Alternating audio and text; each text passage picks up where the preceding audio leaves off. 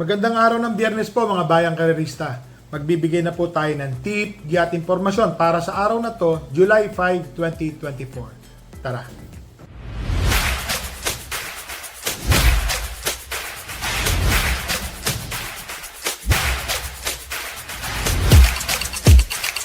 So mga bayang karerista, ngayong araw ng Biyernes, meron pong hinandang 7 karera. Yan po ang ating kopya. Ang start time po ng karera ay sa ganap na alas 5 ng hapon. So, ito po, nagdaang karera po ngayong Miyerkules, medyo di po tayo pinalad. Nasilat po yung isang single. Sayang, 12,000 ang winner take all. Talagang ganun po. Swerte-swertihan lang po talaga pagdating sa karera. Minsang yamado, minsang dihado. So, magbigay na po tayo ng tip, at impormasyon. Dito po sa race number 1, 3-year-old and above maiden race. 8 runners po, 1,400 meter race. Masyado pong minamagaling yung entry number 1 na si Part-Time Lover. Tatlo po na pagtanungan natin mga bayang karerista. Meron pala itong 1.11 media at 1.24 sa distansyang 1.4 and 1.2. So mapakainam daw po na itong kabayo na to. Ito pong kabayo na to is pag-aari po ito ni Texon po. Mukhang magaling. Saka under po sa trainership ni Rap Alcantara. So sa tingin ko po, lamang na lamang, magaling na kabayo. Napansin ko po kasi nung nag-barrier to, parehas ang divisa nila nung segundo. Yung pong si Grand Jackpot, nanalo na po nung nakaraan, mainam din po panalo niya. So dito po sa race number 1, entry number 1, sosolohin ko po yan. Part-Time Lover. Dito na tayo sa race number 2. Rating 5 split placer po ito mga bayang karerista. Meron pong 8 runners. So 1,200 meters po ang distansya. First choice po yung matuling kabayong entry number 2, My Sweet Valentine. So ang hinete na po niyan is si Ayel Aguila. So sa tingin ko po, nung nakaraan mo kasi ganda ng tinakbo nito. Tinalo po siya nung ka-couple entry niya. Napakainam po neto ni My Sweet Valentine. Tingin ko po malaki po ang panalo. Ang second choice ko po dito, itong entry number 8 na si Anyare. Kung sakaling magkakaroon po ng killer pace sa unahan, between Munich, Justifiable, Jumbo, My Sweet Valentine, Meet Me in the Corner, dadating po si Anyare. Maganda po ang tinapos ni Anyare nung nakaraang huling takbo niya, parang segundo po ito. Tingin ko po, kung sakaling ganun nga, ang mangyayari, makakalusot po si Anyare. Ang third chase ko po dito, itong entry number 3 na si Private Dining. Ito pong si Private Dining sa distansyang 1,200 meter race. Meron po itong 1.14. Kung mauulit lang po niya kahit madagdagan po na isa't kalahating segundo, tingin ko po 1.15 media, kayang-kaya po niyang manalo rito. So dito po sa race number 2, first choice po entry number 2, My Sweet Valentine. Second choice po entry number 8, Anyare. Third choice po, entry number 3, Private Dining. So, dito na tayo sa race number 3, mga bayang karerista. 11 runners po, 1,400 meter race, 11 to 15 ang ratings niyan, split. First choice ko po, couple entering 3 and 3A, High Honors and Cashies King. Isang matuling kabayo at isa pong nakakasunod na si Cashies King. So, para sa akin po, parehas pong malaki po ang panalo niyan, dalawa na yan. Ang second choice ko po dito, yung entry number 11 na si Family Affair. Ang ganda rin nung tinapos nito nung nakaraan. Galing mo sa panalo to, si Family Affair. Ugandong-ugando. So sa tingin ko, kung sakaling totoon-totoo na po ito, mananalo at mananalo po ito si Family Affair. Naglagay po ako ng third choice, isang dramatic kabayo po, yung entry number 9, Everyday Black. Opo, tingin ko ho, kung sakaling magkakaroon po ng habulan sa unahan to, nandoon po si Everyday Black, makakadating po yan. So, dito po sa race number 3, meron po tayong kabayo, Great Connection.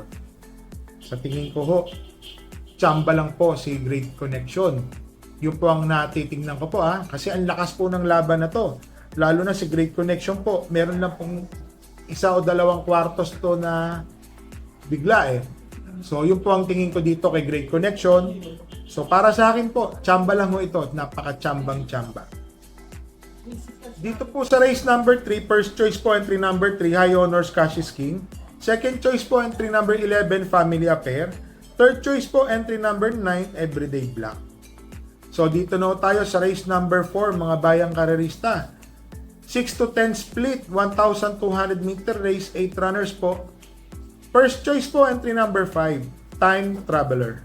Ito pong si Time Traveler, napakainam po ng pinanalo nung nakaraan neto, GBT 1.28. Tingin ko ho, kaya hong manalo pa ulit ni Time Traveler. Lalo na, yung distansya po neto is 1,200 meter race lang po. Ang second choice ko po dito, yung entry number 4 na si Sundance. So kung mapapansin nyo si Sundance, medyo lumalapit na po ang dating niya. So tumapos po ito ng segundo or tercero po nung uli, dikit-dikit lang naman po sila. So sa tingin ko po, malaki rin po ang panalo nito. So dito po sa race number 4, first choice po entry number 5, Time Traveler. Time Traveler. Second choice po entry number 4, Sundance. So may kabayo po tayo dito, entry number 3, Ring a Bell. Lakas po ng laban, tingin ko ho. Di naman nawawala ang tsamba. Pang-exotic, pwede ho. Yun lang po ang masasabi ko. So, dito na ho tayo sa race number 5, mga bayang karerista. 16 to 21 rating split. 9 runners po, 1,400 meter race. First choice po yung galing sa panalong entry number 2 na si Real Equity. Ito pong si Real Equity, mga bayang karerista, kung mapapansin nyo po yung takbo nito nung nakaraan. Napakainam po. Para sa akin po, wala pong mauuna rito. Nung nakaraan magaling. Talagang magaling po ito. Para sa akin po, lamang po ito. Ang second choice ko po dito, itong pinagmamasdan ko po, yung entry number 3 na si Wolfgang. Ito pong si Wolfgang, para mga bayang karerista, dati itong nag-uuno 43 sa milya. So alam niya naman pagka gumaganon po ang kabayo, may kainaman po yan ha. So, hinihintay ko lang pong bumalik ang takbo nito, mga bayang karerista.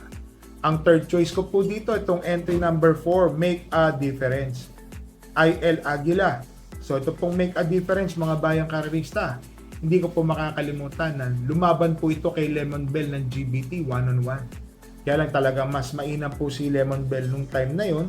Pero tingin ko po si Make a Difference, mag-uumento po ito. So, dito po sa race number 5, first choice po entry number 2, Real Equity. Second choice entry number 3, Wolfgang. Third choice po entry number 4, Make a Difference.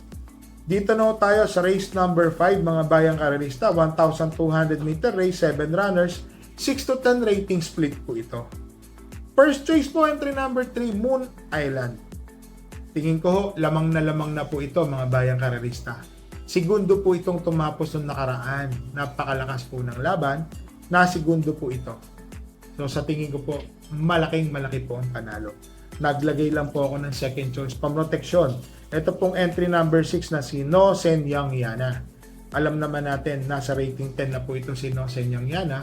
Tingin ko po may panalo rin po ito. Kung sakaling nadudong pa po yung buti nito, kagaya ng mga napapanood natin ng mga 2 months ago, 3 months ago, na talagang nakatutok.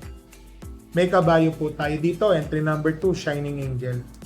Malalakas po ang laban ng kabayo ko po ngayon.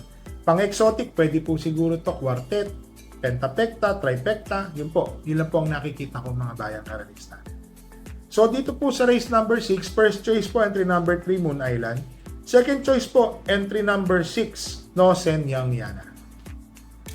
So dito na tayo sa race number 7, mga bayang karerista, 12 runners po. First choice po, 1,400 meter race pala ito, 20 to 27 ang ratings po niyan. First choice po, entry number 3, Bada Bing. Ito pong si Bada Bing, mga bayang karerista. Nung nakaraan, parang nanggigil po yung kabayo. Ang galing. Bandera po siya. Kaya lang talagang ganun po talaga Lumakad po sa last 100 meters. Ang lakas. Tapos ito po ata yung muntik mahulog. Nabunggo po ito ng isang Romere Mate. Buti na lang, hindi po na-disgrasya yung kabayo. So, nabunggo po ito ni Doña Leoncia, kung di po ako magkamali, or kung sino man yun. Kabayo po ni Boss James Rabani nakabunggo.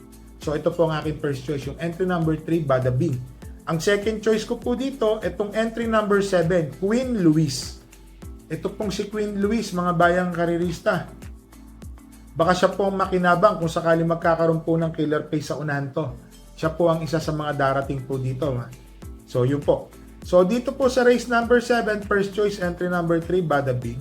Second choice, entry number 7, Queen Louise.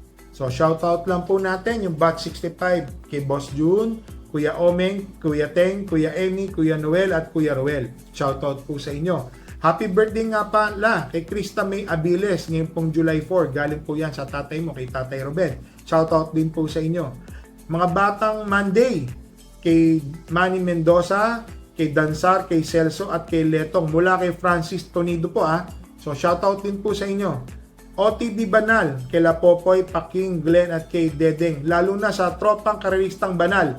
Ayan po sa mga tropang kareristang Banal. Dati po akong natira dyan. Dati po ako natira sa Mayon. Tiga-Agudo lang po ako. Dati po. So mga batang Kangkalo, shoutout po sa inyo. Kay Laboyet, kay Pax, kay Eng. So mga bayang karerista, remind ko lang po kayo. Bet small, win big, bet big, lose big. So nag-uulan po talaga sa hapon. Dala po tayo ng payong at tubig na mainom. Mainit biglang uulan. Maalinsangan po So mga bayang karerista, ingat-ingat lang po tayo. Madulas ang kalsada. So happy racing points. Stay safe po sa inyo.